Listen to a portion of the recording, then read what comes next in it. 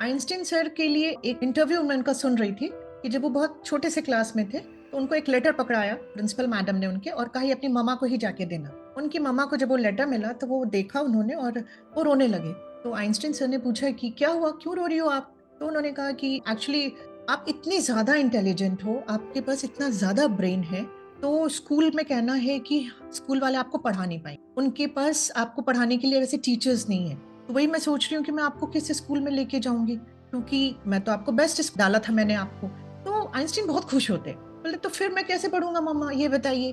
तो बोले मैं हूं ना, मैं आपको पढ़ाऊं। और ये बात को बहुत साल हो जाते, जब मम्मा उनकी इस दुनिया से चले जाते तो एक दिन वो अपना कबर्ड साफ कर रहे, कबर्ड से वो लेटर मिलता है उनको जो उनके स्कूल वाले ने लिखा था उनकी मम्मा के, उसमें पढ़ा हुआ। जब वो खोलते तो उसमें पता है क्या लिखा हुआ था? आपका बच्चा मंद बुद्धि है, इसको किसी मंद बुद्धि स्कूल में एडमिशन कराइए, ये इन साधारण नॉर्मल बच्चों के साथ कोप अप करने लायक नहीं है।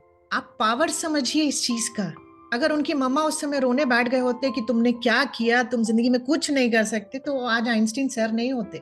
हमारे वर्ड्स हमारे बच्चों का, चाहे हमारे बच्चे, मैं जब से ये साइंस जाना है ना, तो मुझे हमारे बच्चों में ना, मुझे सिर्फ अपने दो ही बच्चे नहीं दिखते, मुझे दुनिया का सारा बच्चा दिखता है। जब मैं कहती हूँ भगवान हमारे बच्चों को का भला करना, हमारे बच्चों को अच्छी बुद्धि देना, तो मैं जितने बच्चे इमेजिन कर सकती हूँ करती हूँ, क्योंकि मुझे पता है we are all are one. Divinity says, divine oneness की बात करते हैं, हम सब एक हैं। और मुझे ये पता है कि मैं सबके लिए मांगूंगी ना, तो डिविनिटी ने जो मेरे लिए अबंडेंस में रखा है मुझे डेफिनेटली देगा। और जब मैं सेल्फ के लिए मांगूंगी तो मुझे उतना ही मिलेगा, एक टुकड़ा ही मिलेगा। जब पूरा यूनिवर्स है मेरे लिए, तो मैं कम में क्यों वो करूं, कॉम्प्रोमाइज करूं, राइट?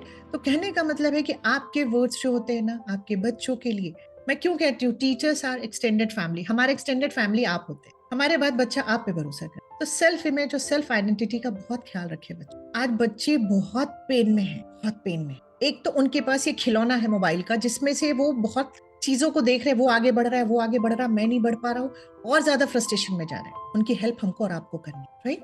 तो कहने का ये मतलब जो है कि सेल्फ इमेज आइडेंटिटी पे पेरेंट्स को भी आप लोग समझाइए, पेरेंट्स टीचर्स मीटिंग में, कि आप अपने बच्चों को अगर बुरा बोलेंगे, मैं कहती हूँ आइंस्टीन सर का एग्जाम्पल्स होगा हर जगह स्टोरी, उन लोगों को अलग से आप लोग सेशन लीजिए कि आज आपका बच्चा अगर कुछ नहीं कर पा रहा है तो इसमें आपकी प्रॉब्लम, बच्चे के साथ कोई प्रॉब्लम। आपको पता है हमारे पास जो पेशेंट्स आते हैं, हमारे पास तो पेशेंट्स ही पहले आते होते हैं, वो फिर जब वो कहते हैं हमारे बच्चों की काउंसलिंग करने के लिए, तो मैं हमेशा ये कहती हूँ मुझे उनकी काउंसलिंग की जरूरत ही नहीं, मुझे तो आप लोगों को काउंसिल करने की जरूरत। बच्चों में तो मुझे कोई प्रॉब्लम ही नहीं दिखता, क्योंकि बच्चे तो एक क्ले की तरह है, एक व्हाइट बोर्ड है, उस पर जो भी हम लिखते जा रहे हैं वो चलता जा रहा है, राइट? उसके बाद आता है यहाँ पे और क्या स्टोर होता है, हमें वैल्यूज जो मिले होते हैं, जिसको हम संस्कार की बात करते हैं, राइट? उसके बाद जितनी भी हमारी मेमोरीज है, मेमोरीज में मैं कहती हूँ इस जन्म की ही मेमोरीज यहाँ स्टोर नहीं होती, हमारी सोल में पास्ट लाइफ हमने जिया होता है, चाहे जिस भी रूप में जिया होता है, उस टाइम की भी सारी मेमोरीज स्टोर होती है। इसीलिए कहा जाता है इससे बड़ा डेटा बैंक कभी ह्यूमन बीइंग बना ही नहीं, लेकिन उन मेमोरीज को हम भूल जाते हैं, राइट? उसके बाद यहाँ पे हमारे सारे जितने भी इमोशंस, फियर के हो, एंगर हो, गिल्ट हो, ये सारी चीजें भी यही इमोशंस स्टोर यही रहता है हमारा। इसकी जो सबसे खूबसूरत और पावरफुल चीज है दैट इज इमेजिनेशन और हैबिट। हैबिट की जो चीज है, पहले इसको मैं बता दूं।